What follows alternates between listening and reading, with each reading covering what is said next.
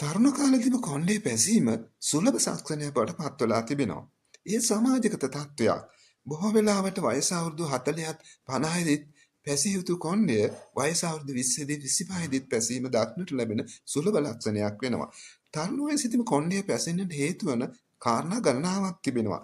අංක 1 ජානමය සබඳතාවයේ ප්‍රධාන හේතුවක් වෙනවා.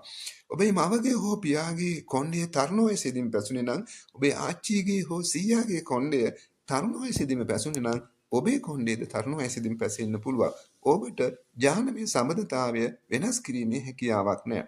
අංක 2 ඔබ නිතර චිත්ත පීඩාවන්ට මුහුණ දෙනවා නම් ඒ කියන්නේ ඔබ සාංකාව නිින්ද නොයාම ආහාර අරුචිය පෙසක වැනි තත්ත්වයන්ට මුහුණ දෙනවා නම් ඒ ඔබේ කොණ්ඩයට බලපානු ලබනවා.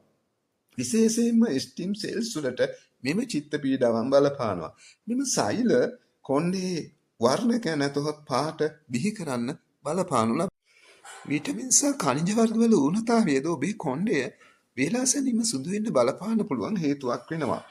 තඹ, කැල්සියම්, ෆෙරිටින්, ෆෝලේට්, යකඩ, සෙලිනියම්, සින්ක් වගේ විටමින් හා ඛනිජ වර්ග අඩුවීම කොණ්ඩය සුදු වෙන්න බලපාන ප්‍රධාන හේතුවක් වෙනවා.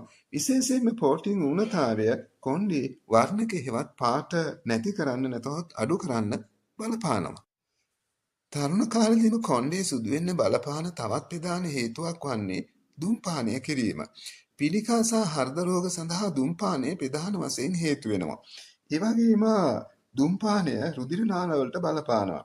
ඒ කොණ්ඩේ කුඩා කුහර වලට ගෙනියන ලේ ප්‍රමාණය අඩු කිරීමට හේතු වෙනවා. ඒ මගින් කොණ්ඩේ යන්න එය හේතුවක් ලෙස බලපානු ලබනවා. B12 විටමින් E ඌනතාවයද කොණ්ඩය කලින්ම සුදු වෙන්න බලපාන තවත් හේතුවක් වෙනවා. මෙම විටමින් A මගින් කොණ්ඩේ වර්ණය ඉහළ නංවා ඒ නිරෝගීව තබා ගන්නවා. මෙම විටමින් A අඩුව විට ලේ අඩුවීම මුල් කොටගෙන නැතොත් එම තත්ත්වය මුල් කොටගෙන කොණ්ඩේ සුදු වෙන්න පුළුවන්. ලේ අඩුව විට ශරීරයේ ප්‍රමාණවත් තරම විටමින් උරා ගන්න බැරි වෙනවා. ශරීරයේ රතු රිදුරාණු සෛල සඳහා B12 විටමින් A අවශ්‍ය වෙනවා. සෛල වලට ඔක්සිජන් ඒවා මගින් ගෙනියනවා.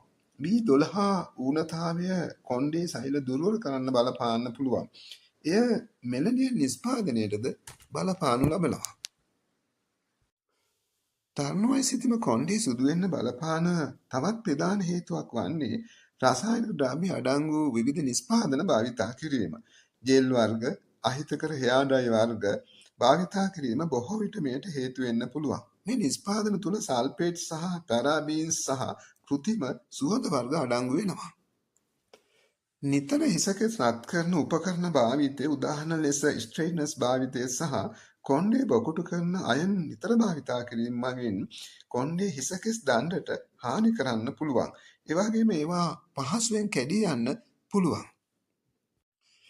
හිසේ මෙලනින් නිෂ්පාදනයේ අඩුවීම කොණ්ඩේ සුදු වීමට බලපාන ප්‍රධාන හේතුවක් වෙනවා. මෙලනින් රසායනික හිසේ කුඩා කුහර මගින් නිෂ්පාදනය වළක්වනවා. ඔබේ කොණ්ඩේ තිබෙන මෙලනින් කොණ්ඩය හැම වෙලාවෙම රවුමට වැවීමට උදව් වෙනවා. එක් රවුමක් වසර ගණනාවකට පසුව අවසන් වෙනවා. රවුම් වලින් පසුව නැවත මෙලනින් වැඩෙන්නේ නැහැ. කොණ්ඩේ වර්ණය නැති වෙන්න මේ ප්‍රධාන වශයෙන් බලපානවා. තයිරොයිඩ් වල අක්‍රමිකතාවය කොණ්ඩේ සුදු වෙන්න බලපාන ප්‍රධාන හේතුවක් වුවත් ඔබ විශ්වාස කරන එකක් නෑ. තයිරොයිඩ් බෙල්ලේ පහළින් පිහිටලා තිබෙනවා. ඒවා දිලිසෙන ස්වභාවයෙන් යුක්ත වෙනවා. ඒ ශරීරයේ ක්‍රියාකාරීත්වයට ඍජුවම බලපානවා. ඔබේ තයිරොයිඩ් ආශ්‍රිත අක්‍රමාත් බව කොණ්ඩේ සුදු වෙන්න බලපාන ප්‍රධාන හේතුවක් වෙනවා. ස්වභාවිකව ඇතිවන ප්‍රතිසත්තිකරණ රෝග කොණ්ඩේ සුදු වෙන්න ඍජු ලෙසම බලපානු ලබනවා. ශරීරයේ ප්‍රතිසත්තිකරණ පද්ධතියෙහි සෛලවලට පහර දෙනවා. තට්ටය ඇතුහොත් ප්‍රතිසත්තිකරණ පද්ධතිය කොණ්ඩේට අයිතිකර ලෙස බලපාන්න පුළුවන්.